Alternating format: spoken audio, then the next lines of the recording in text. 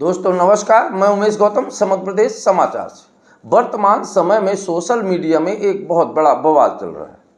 कुछ लोग चमचे कहते हैं, कुछ अंधभक्त, कुछ रंड भक्त।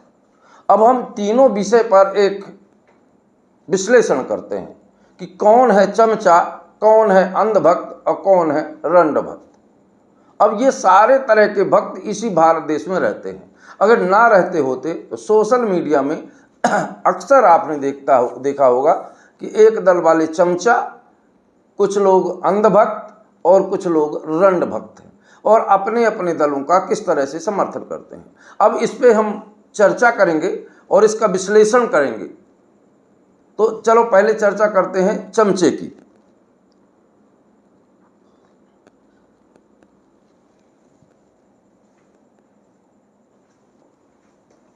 हैं जो दूसरों के हाथ से चलता है, प्लेट पर रखे माल को साफ करता है, पर चमचा पर निगाहें उसकी रहती हैं जो व्यक्ति चमचे का इस्तेमाल करता है।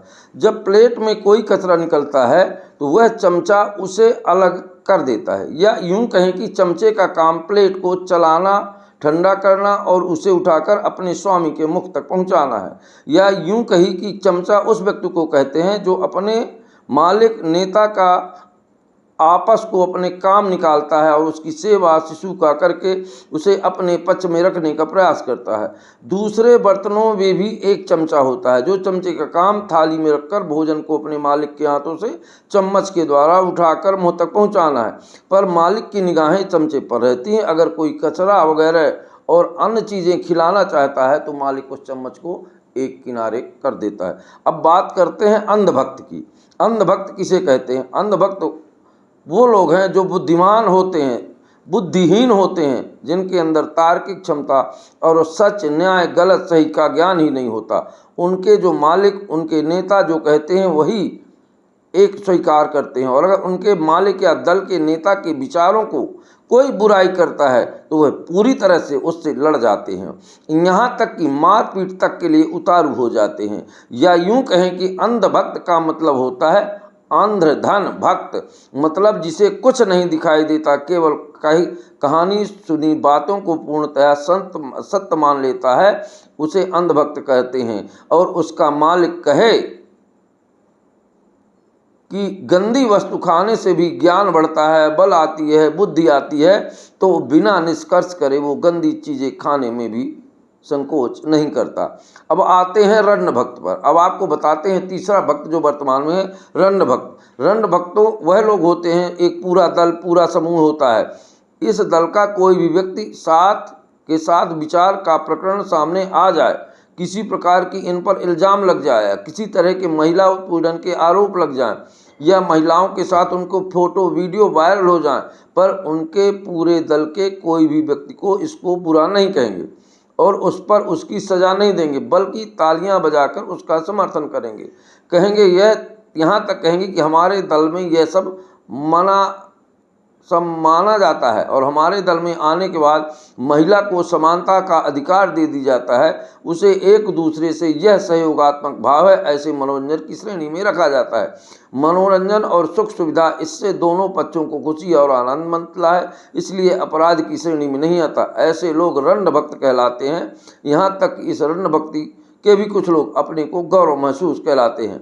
फिर इन सबको देश पर क्या असर पड़ता है? देश एक सामूहिक देश और लोगों के प्राण होता है। देश, जनता, इसलिए राष्ट्र के इन तीनों तरह के भक्त बहुत उपयुक्त शाही नहीं होते। एक लाइब्रेरी, लोग तर्क से देश की हित की बात करने लोग, अपने समाज और परिवार को सुरक्षित करने वाले लोग। संसार आज हमारे धर्म से और हमारे जो धर्म में नियम बने हैं उस धर्म में संस्कार पैदा होते हैं।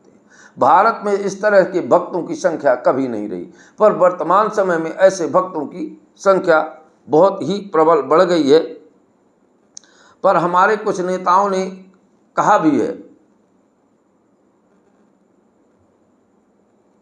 असली देशभक्त तो वही है जो देश के हित के कार्यों में समर्थन करते हैं। मालिकों की बुराई सुनना और मालिक के कहे अनुसार चलना, यह भक्ति जो है निश्चित तौर पर देश के लिए नुकसान करती है।